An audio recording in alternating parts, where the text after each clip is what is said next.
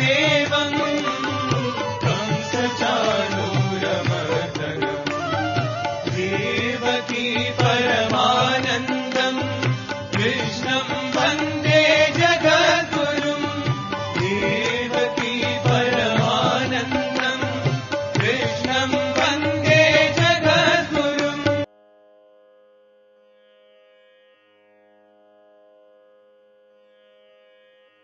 శ్రీ గురుభ్యో నమః.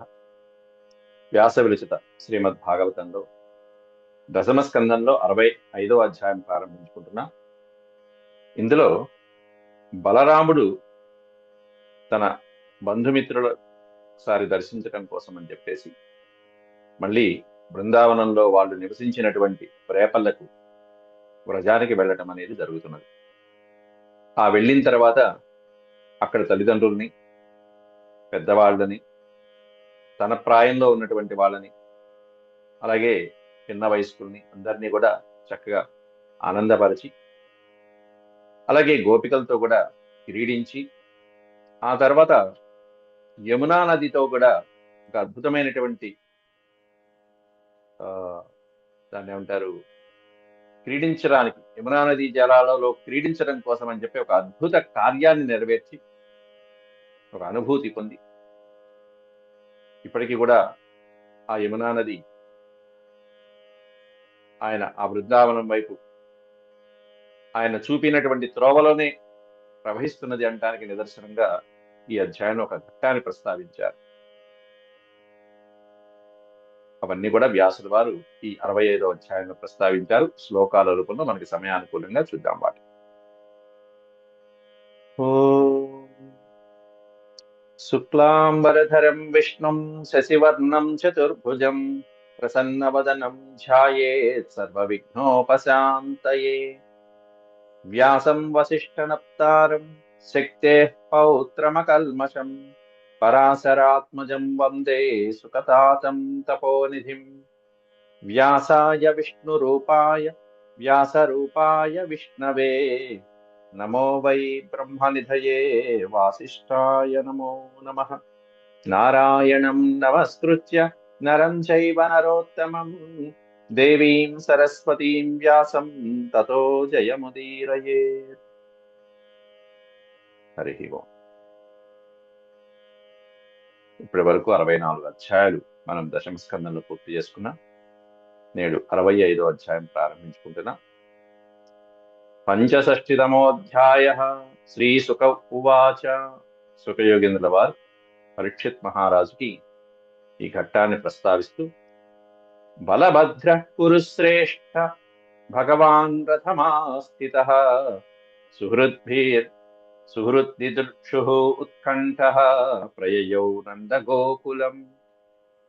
సుహృత్ దిదృక్షు ఉత్కంఠః విడతీస్తే సుహృత్ తన బంధువులని, స్నేహితులని, దిదృక్షు ఉత్కంఠ చూడాలనేటువంటి ఉత్కంఠతతో, చూడాలనేటువంటి కోరికతో, నందగోకులం ప్రయయౌ నందగోకులానికి వెళ్ళాట, వ్రజానికి వెళ్ళాట. ఎవరు? భగవాన్ కురుశ్రేష్ఠ బలభద్ర. ఈ కురుశ్రేష్ఠ అనేటువంటి సంబోధన వాచకం పరీక్షిత్ మహారాజుకి సుఖయోగేంద్రుల వారు వాడినటువంటి సంబోధన వాచకం. ఓ పరీక్షిత్ మహారాజా, భగవాన్ బలభద్ర. ఈ భగవాన్ అనేటువంటిది కృష్ణుడికి మాత్రమే వాడటం కాదు, బలరాముడికి కూడా ఖచ్చితంగా వాడతారు వ్యాసుల వారు. ఇద్దరూ ఒకటే స్వరూపాలు కాబట్టి బలభద్ర భగవాన్ రథమాస్థిత. భగవత్ స్వరూపుడైనటువంటి ఆ బలరాముడు రథమాస్థిత, రథాన్ని అధిరోహించి కృష్ణుడు లేకుండా ఒక్కడే ఈ వ్రేపల్లకు నందగోకులానికి వెళ్ళటం జరిగింది. ఇప్పటి వరకునే ఉన్న దేవకీ వసుదేవుల చెంత ఉన్నారు ద్వారకానగరంలో. ఇప్పుడేమన్నా ఇక్కడికి వచ్చేటప్పటికినే ఉన్నా అక్కడ మధురలో అక్కడ ఉన్నటువంటి వాళ్ళు, అక్కడే బృందావనంలో ఉన్నటువంటి దేవకీ వసుదేవులు కాకుండా వీళ్ళని పెంచినటువంటి తల్లిదండ్రులైనటువంటి నంద యశోదల దగ్గరికి వెళ్ళటం జరుగుతున్నది. అయితే అక్కడికి వెళ్ళంగానే అంటే మన పూర్వీకులని ఒకసారి చూసి రావటం అన్నమాట. ఇప్పటికీ ఎన్నేళ్ళు గడిచిపోయినాయి? ఎన్ని ఏళ్ల తర్వాత వెళ్ళాడు దాదాపుగా? కంసుణ్ణి సంహరించినటువంటి సందర్భంగా ఆ తర్వాత కొన్ని సంవత్సరాల పాటు అక్కడ చక్కగా ఉగ్రసేన మహారాజు రాజ్య పరిపాలన చేశాక అనేక మంది దుష్కృతాల వలన అక్కడి నుంచి వదిలి వెళ్ళిపోయాడు జరాసంధుడి యొక్క పీడ వలన. అంటే కంసుడి యొక్క మరణం ఏ సంవత్సరంలో జరిగింది? దాదాపుగా కృష్ణ పరమాత్ముడు ఏ వయసు వాడున్నాడు? ఇప్పుడు శ్రీకృష్ణ పరమాత్ముడికి మనవాళ్ళు కూడా ఉన్నారు. నిన్ననే మనం చెప్పుకున్నాం అనిరుద్ధుడి వివాహం, ఉషా అనిరుద్ధుల వివాహం కూడా చెప్పుకున్నాం. అంటే బలరామకృష్ణులకి వివాహం అయిపోయి మనవళ్ళు కూడా పుట్టిన సందర్భంలో అప్పుడు తిరిగి వెళ్ళారంటే ఇన్ని సంవత్సరాలు వాళ్ళు మళ్ళీ బృందావనం వైపు వెళ్ళలేదు. కృష్ణుడు వెళ్ళలేదు, తిరిగి వెళ్ళల. మరి ఆనాటు ఆ కాలం వాళ్ళందరూ ఈ పాటికి ఏ వయసులో ఉండుంటారు? వీళ్ళలాగానే ఆ తల్లిదండ్రులు ఇంకా ఎంత వృద్ధాప్యంలో ఉండుంటారు. అట్లా వాళ్ళని కలుసుకోవడం కోసం ఆప్యాయంగా వెళ్తున్నాడు బలరాముడు. వెళ్ళంగానే వాళ్ళందరూ చూసి పరిష్వక్తశ్చిరోత్కంఠైర్ గోపైర్గోపీభిరేవ చ రామోభివాద్య పితరా వాసీర్భిరం అభినందితః. పరిష్వక్తః చిర ఉత్కంఠైః ఆలింగనాలు చేసుకున్నారు వెళ్ళంగానే. ఆ బ్రజభూమిలో ఉన్నటువంటి ఎవరు? గోపీభిరేవ చ ఎంతో ఉత్కంఠతతో బలరాముడు వచ్చాడనేటువంటి ఆనందంలో తహతహలాడిపోతున్నటువంటి ఆ పౌరులందరూ కూడా ఎవరు? గోపీజనులందరూ, ఓ పక్కన గోపాలకులు, ఓ పక్కన గోపీజనులు, వీళ్ళందరూ కూడా ఆలింగనం చేసుకుని బలరాముడిని ఒక్కసారిగా వెళ్ళినటువంటి వాళ్ళు చాలా కాలం చూడటంతో ఆత్మీయతమైనటువంటి ఆలింగనం. పరిష్వక్త చిర ఉత్కంఠ, చిర అంటే చాలా కాలం తర్వాత చూసినటువంటి ఆనందంలో ఒక్కసారిగా ఆనందంగా హక్కుని చేర్చుకుని రామో అభివాద్య ఆ తర్వాత తన గృహానికి వెళ్ళాడు. వెళ్ళంగానే నంద యశోదలకి ఇద్దరికి పితరౌ, ఇక్కడ పితరౌ అనే పదానికి అర్థం అక్కడ తల్లి తండ్రి అని అర్థం. అక్కడ ఒక తండ్రి అనే పదం శబ్దం మాత్రమే కనిపిస్తుంది అక్కడ. సంస్కృతంలో అదో సమాసం, ఏకశేష సమాసం అంటారు. దంపతులు, పితరౌ ఇట్లాంటివన్నీ కూడా ఒకే పదం మిగులుతాయి, కానీ వ్యక్తులు ఇద్దరు చెప్పబడతారు దాంట్లో. కాబట్టి పితరౌ అనే పదానికి అర్థం అక్కడ తల్లి తండ్రి అని అర్థం.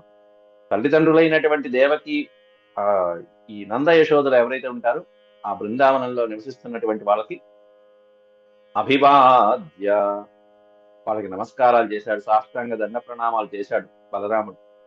చేసి ఆశీర్భిరభినందిత చక్కగా వాళ్ళు ఇచ్చినటువంటి ఆశీస్సులతో అభినందించబడ్డాడు బలరాముడు.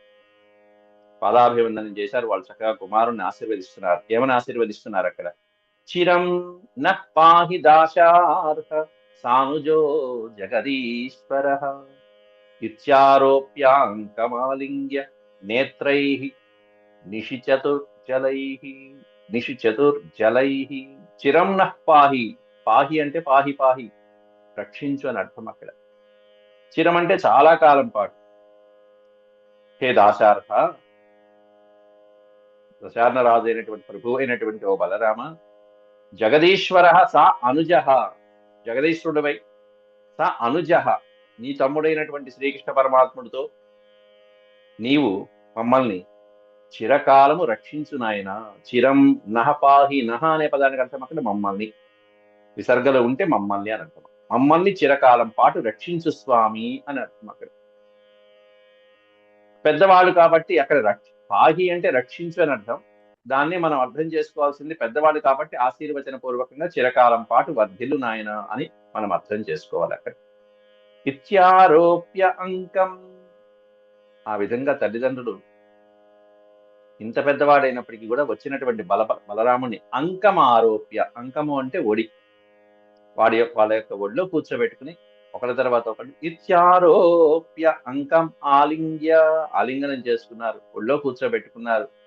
హాయిగా ఆ నుదుటి మీద మూర్ధనం చేసుకున్నారు. నేత్రై నిషి చతుర్జలై ఆనంద భాష్పాలతో అలా ఆనందాశ్రువులతో వాళ్ళ శరీరాలు తడిసిపోయేట్టుగా పరవశులైపోయారు బలరాముని ఒళ్ళో కూర్చోబెట్టుకుని. నేత్రై నిషి చతుర్జలై, నిషి చతుర్ అంటే ఆర్ద్రతతో తడిసిపోవడం. జలైహి, వాళ్ళ యొక్క ఆనంద భాష్పాలతో వాళ్ళ శరీరం అలా తడిసిపోయేట్టుగా ఆనంద భాష్పాలు వదిలిపెట్టారు. ఆ బలరాముణ్ణి ఎన్నో సంవత్సరాల తర్వాత చూసినటువంటి ఆనందంలో ఈ బలరాముడు కూడా అక్కడ చేరుకున్నటువంటి అనేకమైనటువంటి పెద్దలు ఎవరైతే ఉంటారో వాళ్ళందరికీ కూడా నమస్కారం చేశాడు. పిల్లలు ఎవరైతే ఉంటారో వాళ్ళందరినీ కూడా చక్కగా ఆశీర్వదించాడు. తన వయసు వాళ్ళు ఎవరైతే ఉంటారో వాళ్ళందరినీ ఆలింగనం చేసుకున్నాడు. ఎవరిని ఏ విధంగా సత్కరించాలో, అభినందించాలో, ఆశీర్వదించాలో అలా చేసుకుంటూ వస్తున్నాడు బలరాముడు కూడా. గోపవృద్ధాంశ్చ విధివత్ విధివద్యవిష్టైరభినందితః యథా వయో యథా సఖ్యం యథా సంబంధమాత్మనః. గోపవృద్ధాంశ్చ, అక్కడ గోపాలకులు ఈ తండ్రితో సమానమైనటువంటి వాళ్ళు ఉంటారు, తండ్రి కంటే పెద్దవాళ్ళు ఉంటారు. వాళ్ళందరినీ కూడా ఎలా సాంప్రదాయబద్ధంగా గౌరవించాలో అలా విధివత్ అనే పదం పెడతాడు. అట్లా ఈ విధివత్ అనే పదం వచ్చింది అంటే లోక మర్యాదను అనుసరించి, ప్రోటోకాల్ అంటున్నాం మనం వాటిని. అంటే ముందు ఎవరికి గౌరవం ఇవ్వాలో, ఎవరితో మాట్లాడాలో, ఎవరికి నమస్కరించాలో శాస్త్రబద్ధంగా ముందు వాళ్ళ దగ్గరికి వెళ్ళాలి.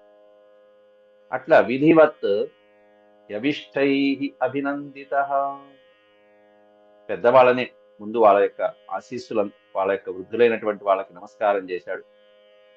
చిన్న వయసులో ఉన్నటువంటి వాళ్ళు ఎవరైతే ఉంటారో వాళ్ళందరికీ కూడా ఆ స్వామి వరుసగా తమ యథావయో యథాసంఖ్యం అంటున్నారు. యథా వయ అంటే అక్కడ వయస్సు, వాళ్ళ వయో పరిమితుల్ని బట్టి, వాళ్ళ వయసు ఎంత వయసు, వాళ్ళ యొక్క స్థాయి ఏమిటి అంటూ వాళ్ళ యొక్క సఖ్యం, యథాసఖ్యం, వాళ్ళతో బలరాముడికి ఉన్నటువంటి ఆత్మీయతానుబంధాలని బట్టి, స్నేహాన్ని బట్టి, యథా సంబంధమాత్మన, యథా సంబంధం ఆత్మన, వాళ్ళతో స్వామివారికి ఉన్నటువంటి సంబంధాన్ని బట్టి, ఈ విధంగా వయస్సు బట్టి, స్నేహాన్ని బట్టి, ఆత్మ సంబంధాన్ని బట్టి విధివత్ శాస్త్రబద్ధంగా చక్కగా వాళ్ళని ఎలా అభినందించాలో అలా అభినందించుకుంటూ వచ్చాడు. పెద్దవాళ్ళకి నమస్కారం చేశాడు.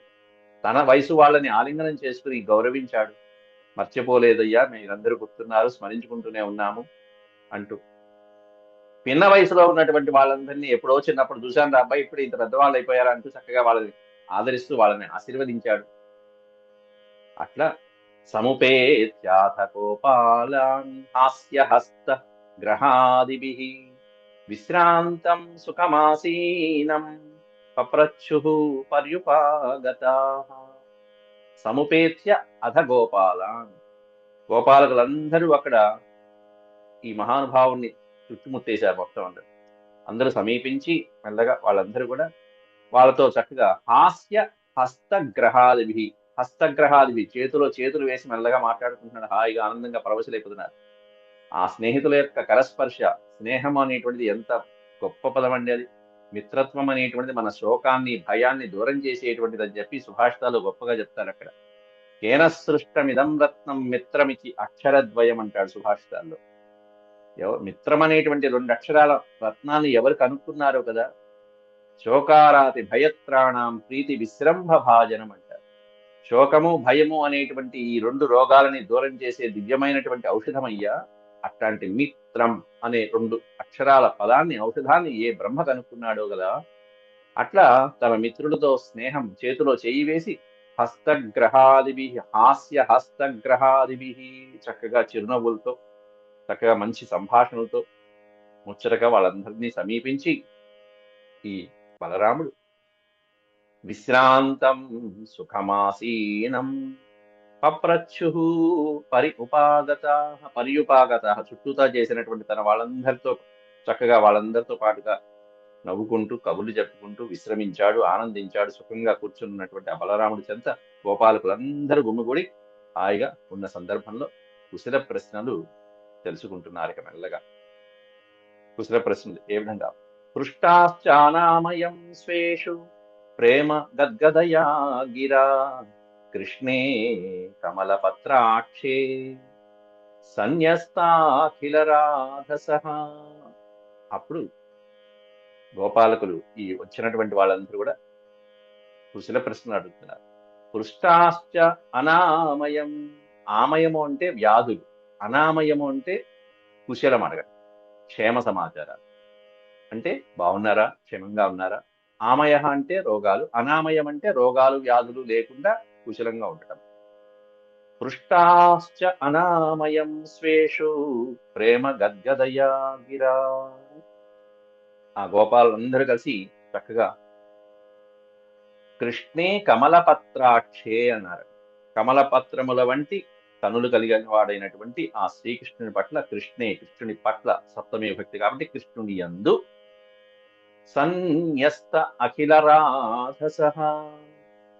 అఖిల రాధసః అనేకమైనటువంటి ఆత్మీయత, ప్రేమానురాగాలతో, అనేకమైనటువంటి ఐ అంటే అలౌకికమైనటువంటి వాంఛను కూడా త్యజించి బలరాముడు వాళ్ళ యొక్క క్షేమ సమాచారాన్ని గురించి ప్రస్తావిస్తూ ఉంటే, పృష్టశ్చ అనామయం స్వేషు, వాళ్ళందరూ మీరు ఎలా ఉన్నారు, మీరు ఎలా ఉన్నారు, మీ కుశల వార్తలు, మీ ఇంట్లో వాళ్ళందరూ బాగున్నారా, అవును ఆ ఇంట్లో ఇట్లా ఉండేవి కదా అట్లా, అది వరకు ఉన్నటువంటి రోజుని గుర్తు చేసుకుంటూ, అవి గుర్తు చేసుకుంటూ ఇప్పుడు ఎలా ఉన్నారు, ఇంకా చెప్పాలంటే పాడి ఆవులు వాళ్ళ యొక్క పశు సంపద మొదలైనటువంటి వాటి గురించి కూడా అడిగి తెలుసుకుంటూ, వాళ్ళ సంపద కష్టాలు అన్నిట్లో పాలు పంచుకుంటూ ప్రేమ గద్గదయా గిరా. గిరా అంటే వాక్కులు, ప్రేమతో మధురమైనటువంటి వాక్కులతో స్వామివారు వాళ్ళందరినీ సంతృప్తి పరుస్తూ పేరు పేరున ప్రస్తావిస్తూ ఉంటే, వాళ్ళందరూ కూడా ఆనందంతో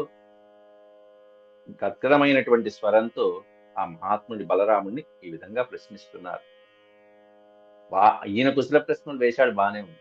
వాళ్ళు ఏమని అడుగుతున్నారు, అది సరేనయ్యా, ఎంతసేపు చూడండి వచ్చినటువంటి బలరాముణ్ణి ముందు ఏమడుగుతున్నారు, కచ్చిన్నో బాంధవా రామ సర్వే కుశలమాసతే కచ్చిస్మరథ నో రామ యూయం దారసుతాన్వితా. యూయం, యూయం అంటే మీరు, యూయం. త్వం అంటే నీవు. ఇక్కడ త్వం యువాం యూయం అని పదాలు ఉంటాయి. త్వం అంటే నీవు అని ఏకవచనం ప్రయోగించరా. యూయం అంటే మీరు, అంటే నీవు, ఆ కృష్ణ పరమాత్ముడు మొదలైనటువంటి వాళ్ళు, ఇక్కడి నుంచి వెళ్ళినటువంటి వాళ్ళు ఎవరైతే ఉన్నారో నీతో పాటు వాళ్ళందరూ ఇప్పటికీ ఎలా ఉన్నారు, దార సుత అన్వితాహ. దార అంటే భార్య సంస్కృతం, సుత అంటే పుత్రుడు, అన్వితాహ దార సుతాన్వితాహ. భార్య పుత్ర పౌత్రుల్ని కూడా కలిగి ఉన్నటువంటి వాళ్ళు అయ్యారు మీరందరూ ఇప్పుడు. అంటే అంత వయసులో వెళ్ళాడని అర్థం అక్కడ. ఎప్పుడు కంసుని యొక్క మరణం తర్వాత వెళ్ళిపోవడం మొదలుపెట్టినటువంటి ఆ మగధ సామ్రాజ్యాన్ని, మధురని ఇప్పుడు ఇన్నాళ్ళ తర్వాత ద్వారకా నగరం కూడా హాయిగా అక్కడ గడుపుతూ, ద్వారకా నగర నిర్మాణం అయిపోయింది, వివాహాలు అయిపోయినాయి, పిల్లలు పుట్టారు, పిల్లల పెళ్లిళ్ళు అయిపోయినాయి, మనవాళ్ళ పెళ్లిళ్ళు అయిపోయినాయి, ఆ తర్వాత వెళ్ళాడు. అదే వాళ్ళు అంటున్నారు, సుతాన్వితాహ యూయం కచ్చిత్ స్మరథనో రామ. హే రామ, ఓ బలరామ, నహ మమ్మల్ని కచ్చిత్ స్మరథ, మీరు అప్పుడప్పుడు స్మరిస్తున్నారటోయ్, గుర్తున్నామా మేము, మమ్మల్ని స్మరిస్తున్నారా అప్పుడప్పుడు. కచ్చిన్న బాంధవా రామ సర్వే కుశలమాసతే, అక్కడ మన బంధువులందరూ, బంధువర్గం అందరూ సర్వే కుశలమాసతే, కుశలంగా ఉన్నారా, కుశలంగా నివసిస్తున్నారా. అట్లా దాని అర్థం ఏంటంటే, మీరు మీ బంధుత్వాల మధ్యలో మమ్మల్ని మర్చిపోలేదు కదా. ఇది సహజం అండి, చాలా సహజం. మీరు చిన్న వయసులో చూడండి, మీరు మీ పెదనాన్న బిడ్డలతోనూ, బాబాయి వాళ్ళ బిడ్డలతోనూ, మీరు అందరూ చక్కగా ఎంతో మంది అత్తయ్యలు, మాబాయిలు, పిన్నులు, బాబాయిలు వీళ్ళందరితో, వాళ్ళ బిడ్డలతో పాటు మీ వయసు వాళ్ళందరితో ఏ విధంగా క్రీడించి ఆనందించారు. ఇప్పుడు 60 నుంచి 70 ఏళ్ల వయసులో మీరు వాళ్ళకి ఎంత దూరం అయిపోయారు, ఎంత దూరం అయిపోయాం మనం. ఎలా ఆడుకుని తిరిగాం వాళ్ళందరం గంతులేసి, కనీసం 15 మంది 20 మంది ఒకే ఇంట్లో గుమిగూడి ఆటలాడుతూ ఆనందంగా కేరింతలు కొట్టినటువంటి ఆ వయసు ఎక్కడ.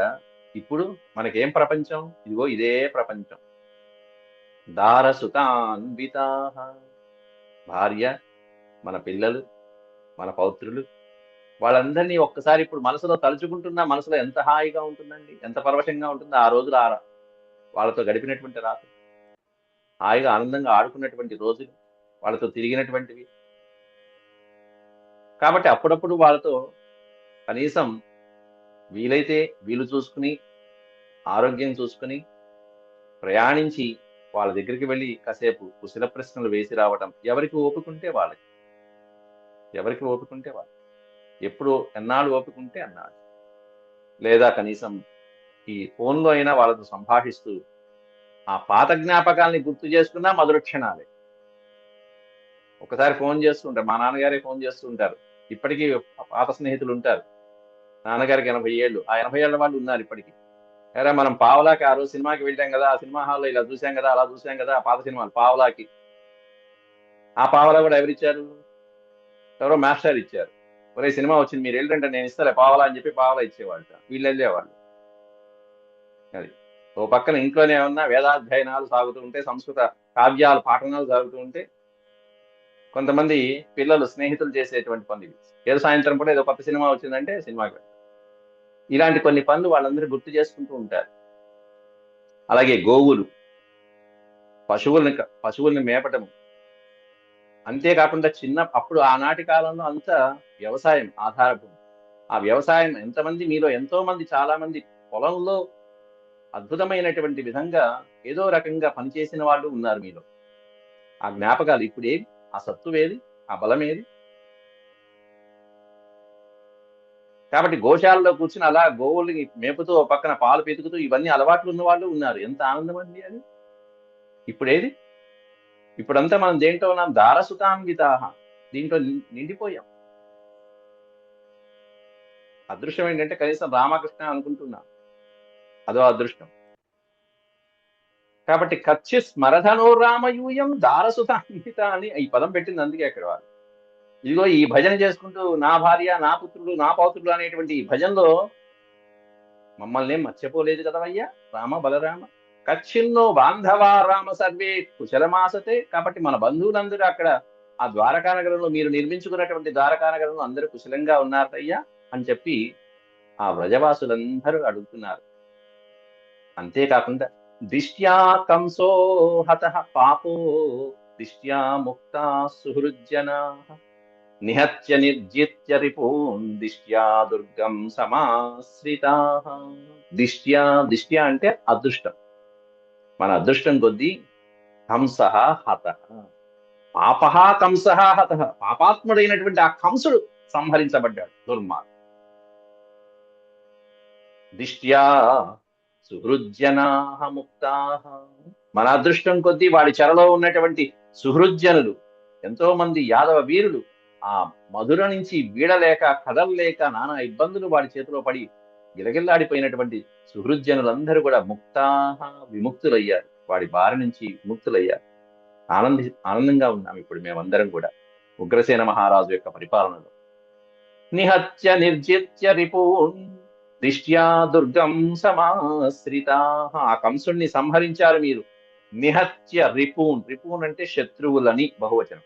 శత్రువుల్ని అడ్డొచ్చినటువంటి శత్రువులు, ఆ కంసుడు పంపినటువంటి శత్రువులు, ఆ తర్వాత ఉన్నటువంటి శత్రువుల్ని కొంతమందిని నిహత్య సంహరించారు, కొంతమందిని నిర్జిత్య ఓడించారు, కొంతమందిని సంహరించారు, అడ్డొచ్చిన వాళ్ళని జయించారు, ఓడించారు, చంపారు. ఇదంతా మన అదృష్టం కొద్ది జరిగిందయ్యా దైవవశాత్తు. మీరు అసామాన్యులు. ఆ తర్వాత మీరు దుర్గం సమాశ్రితాః. ఆ తర్వాత ఇక్కడి నుంచి మీరు దుర్గాన్ని ఏర్పాటు చేసుకుని, ఏం దుర్గం అది? జలదుర్గాన్ని ఏర్పాటు చేసుకుని ద్వారకా నగరంలో అక్కడ శ్రీనివాసం ఏర్పాటు చేసుకున్నారు. హాయిగా అక్కడ సామ్రాజ్యాన్ని విస్తరించుకున్నారు. మన యాదవ వీరుల్ని ఇక్కడి నుంచి అక్కడికి తీసుకువెళ్ళారు. దాదాపుగా ఇక్కడి నుంచి దాదాపు 80% మంది యాదవ వీరులు అక్కడికి వెళ్ళిపోయారు. ఇంకా కొద్ది మంది మాత్రమే ఇక్కడ ఉన్నారు. ఆ వ్రజవాసుని చూడటానికే ఈయనొచ్చాడు. ఆనాడు ఇక్కడి నుంచి వెళ్ళిపోతూ మధుర నుంచి చాలా మందిని తీసుకువెళ్ళిపోయారు వాళ్ళు. కానీ ఇప్పుడు మధురకి వెళ్ళాల ఈయన. మధుర కాకుండా బృందావనం వ్రజవాసానికి వెళ్ళాడు ఈయన. ఆ వ్రజంలో ఉన్నటువంటి వాళ్ళని కలుస్తున్నాడు. మొట్టమొదట ఏమన్నా వాళ్ళు నివసించినటువంటిది వ్రజం అది. అక్కడ నుంచి బృందావనం నుంచి ఇక్కడ మధుర నుంచి ద్వారక. ఈ వరుస మనం గుర్తుపెట్టుకుంటూ ఉండాలి. కాబట్టి ఈ జలదుర్గాన్ని ఆశ్రయించి మీరు వెళ్ళి అక్కడ హాయిగా నివసిస్తున్నారు. కాబట్టి మన వాళ్ళందరూ కూడా ఈ కంసుడి చేతి నుంచి రక్షించబడ్డారు మీ అనుగ్రహంతో అంటూ చక్కగా వేనోళ్ళ ప్రశంసిస్తూ మధురమైనటువంటి వాక్కులతో ఆనాటి రోజులన్నీ ఈ విధంగా గుర్తు చేసుకుంటూ కృష్ణ పరమాత్ముడు బలరాముడు చేసినటువంటి అద్వితీయమైనటువంటి లీలల్ని కూడా గుర్తు చేసుకుంటున్నారు.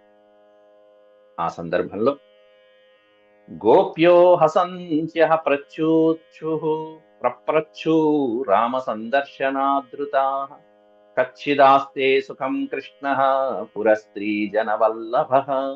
గోప్యః హసంత్యః. గోప్యః అంటే గోపకులు అందరూ ఎవరైతే ఉన్నారో వాళ్ళందరూ కూడా ఆనందంగా సంతోషంగా ఆ గోప్యః గోపికలందరూ కూడా మహానుభావ గోప్యః హసంత్యః. అక్కడ చేరుకున్నటువంటి గోపీజనులు అన్నారు కదా. గోపీజనులు. గో అంటే అక్కడ గోపాలకులు, గోపాలాహ అని వస్తుంది.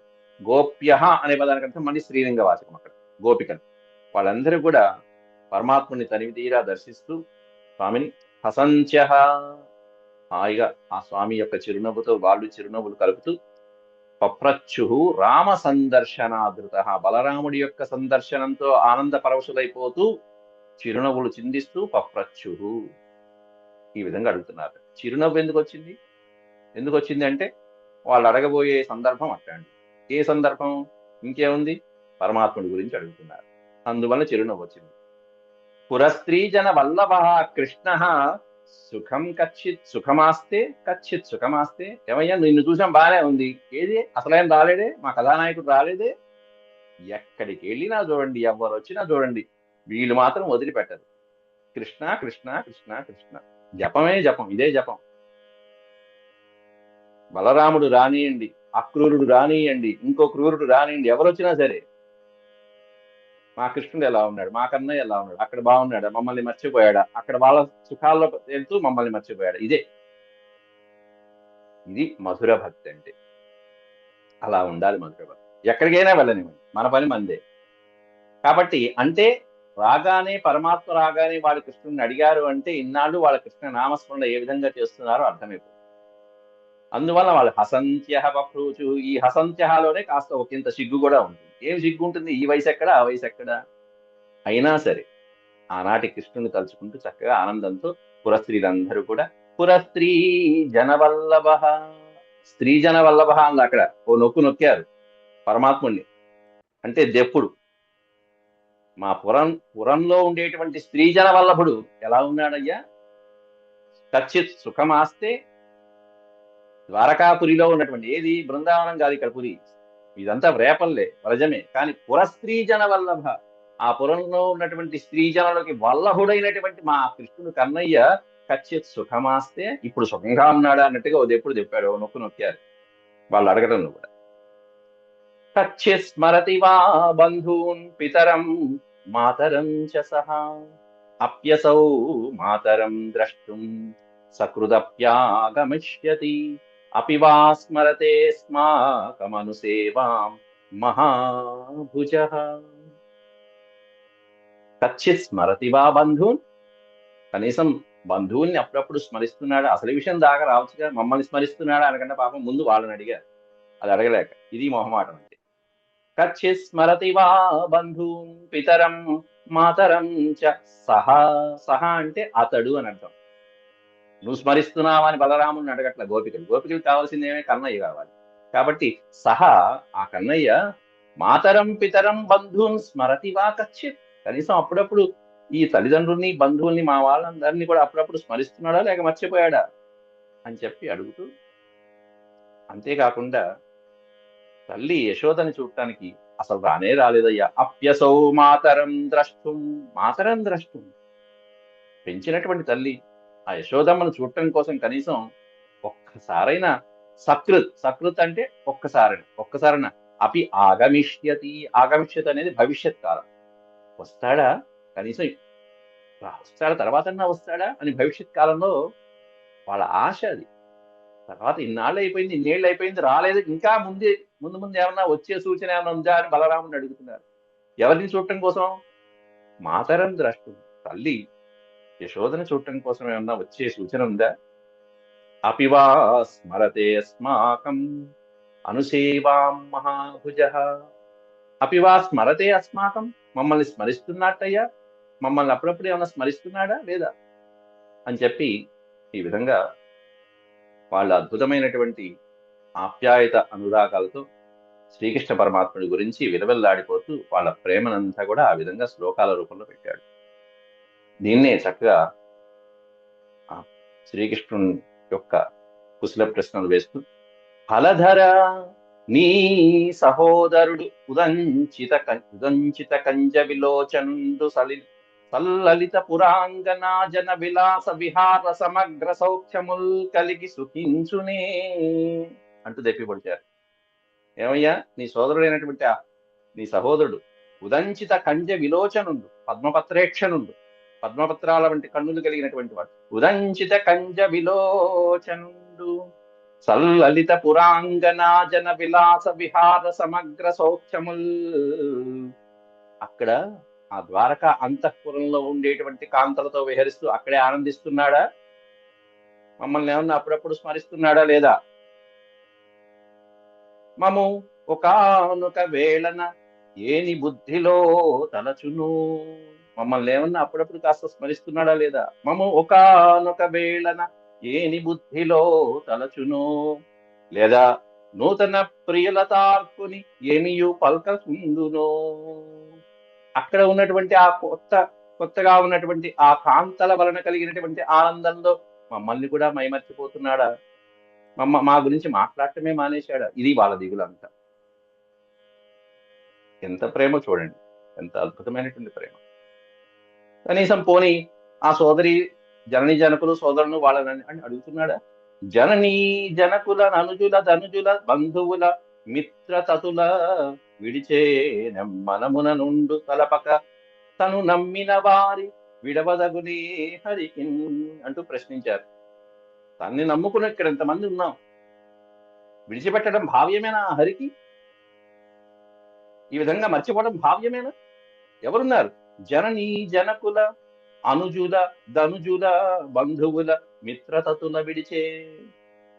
తల్లిదండ్రులు ఉన్నారు, సోదరులు ఉన్నారు, పుత్రులు ఉన్నారు, బంధువులు ఉన్నారు, మిత్రులు ఉన్నారు, ఇంతమందిని విడిచిపెట్టి వెళ్ళిపోయాడు ఆ రోజు. మేమందరం ఎలా గిలగిలాడుతున్నాం? ఎలా ఉన్నామంటే ఆయన వెళ్లే రోజు పలికిన ఒకే ఒక్క మాట, ఆ ఒక్క మాట పట్టుకుని ఇన్నాళ్ళు మేము ఓపిగ్గా ఉన్నామయ్యా అంటూ తర్వాత ఆ మాట ఏమిటి, ఎంత ఓపిగ్గా ఉన్నారనేది రేపటి పాఠంలో మళ్ళీ చూద్దాం. వెళ్ళేటప్పుడు ఒక మాట అన్నాడు, అదేమిటో మళ్ళీ తర్వాత చూద్దాం. అంతవరకు సెలవు. అయితే ఇక్కడ మనం ఈ స్వామివారు బలరాముడు రేపలికి వెళ్ళటం, వెళ్ళిన తర్వాత అక్కడ ఆనందంగా గడపటం, ప్రజవాసులందరికీ చక్కటి ఆనందాన్ని కలిగించడం, పాత జ్ఞాపకాలను ఒకసారి గుర్తు చేయటం, ఇదంతా కూడా శ్రీకృష్ణ పరమాత్ముడు వెళ్ళినట్టే భావించాలి. పరమాత్ముడు వెళ్ళలేదా అనుకుంటాం కాదు. బలరాముడు వెళ్ళాడంటే కృష్ణ పరమాత్ముడు వెళ్ళినట్టే. వాళ్ళందరినీ అంత ఆనందాన్ని గురి చేశాడు బలరాముడు. దాదాపు 2 నెలల కాలం పాటు అక్కడే ఉన్నాడు. 2 నెలలు పోతన భాగవతంలో స్పష్టంగా రాశారు. 2 నెలల కాలం పాటు అక్కడే వాళ్ళందరితో సుఖంగా ఉండి ఆ తర్వాత వాళ్ళ అనుమతి తీసుకుని మెల్లగా చక్కగా మళ్ళీ వస్తాడు. ఈ లోపల కృష్ణ పరమాత్ముడు ఆయన చేయవలసినటువంటి కార్యక్రమాలు కొన్ని ఆయన చేసుకుంటూ వచ్చాడు. మిగతా ఘట్టం మనం రేపు ప్రస్తావించుకుందాం. ఇంతవరకు సెలవు. ఓం శాంతి శాంతి శాంతి. యదక్షరపద భ్రష్టం మాత్రాహీనం చ యద్భవేత్ తత్సర్వం క్షమ్యతాం దేవనారాయణ నమోస్తుతే. సర్వం శ్రీకృష్ణార్పణమస్తు. నిన్న మనం ఒక అద్భుతమైనటువంటి ఘట్టాన్ని మనం పూర్తి చేసుకున్నాం. అదేమిటంటే 64వ అధ్యాయంలో నృగమహారాజు యొక్క ఆఖ్యానాన్ని మనం పూర్తి చేసుకున్నాం. 64వ అధ్యాయంలో దానవీర సూర్యుడైనటువంటి మహానుభావుడైనటువంటి నృగమహారాజు యొక్క చరిత్ర, ఆ చరిత్ర అయిపోయిన తర్వాత అంటే ఒక ఊసరవెల్లి రూపం నుంచి నృగమహారాజు పైలోకాలకి దివ్యలోకాలకి పరమాత్ముడి యొక్క కరస్పర్శతో ఎలా చేరుకున్నాడు చెప్పుకున్నా. తర్వాత శ్రీకృష్ణ ప్రభు బ్రాహ్మణ ధనాన్ని అపహరించినటువంటి వాళ్ళకి ఎటువంటి గతి పడుతుందో వివరించాడు. ఆ సందర్భాన్ని పోతనామాచుడు ఫలశ్రుతిలో అద్భుతంగా చెప్పాడండి. దాన్ని మనం ఒక్కసారి స్మరించుకుని మనం ముగించుకున్నాం.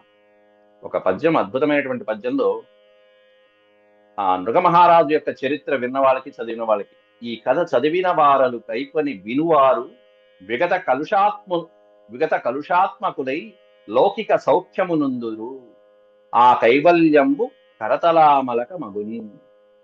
ఎవరైతే ఈ నృగమహారాజు యొక్క చరిత్ర ఈ 64వ అధ్యాయం చదువుతారో అది విన్న వాళ్ళకి, చదివిన వాళ్ళకి, చెప్పిన వాళ్ళకి ఇహలోకంలో ఉన్నటువంటి అద్భుతమైనటువంటి సుఖాలన్నీ ప్రాప్తిస్తాయి. విగత కలుషాత్మకులై లౌకిక సౌఖ్యమునందురు. లౌకిక సౌఖ్యాలు ఏవైతే ఉంటే అవన్నీ పొందుతారు. అంతేకాకుండా సకలమైనటువంటి పాపాలు తొలగిపోతాయి. ఆ కైవల్యంబు కరతలామలకమగున్ అని చెప్పారు. కైవల్యము అంటే మోక్షం.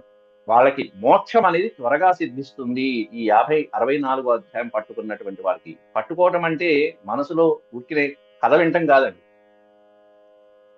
ఆయన ఎలా పాటించాడో నృగమహారాజు అన్ని చక్కటి అంటే పరోపకారం కోసం జీవించడం, దాన ధర్మాలు చేస్తూ ఉండటం, దైవ కార్యక్రమాలలో నిమగ్నమవటం చేశాడు.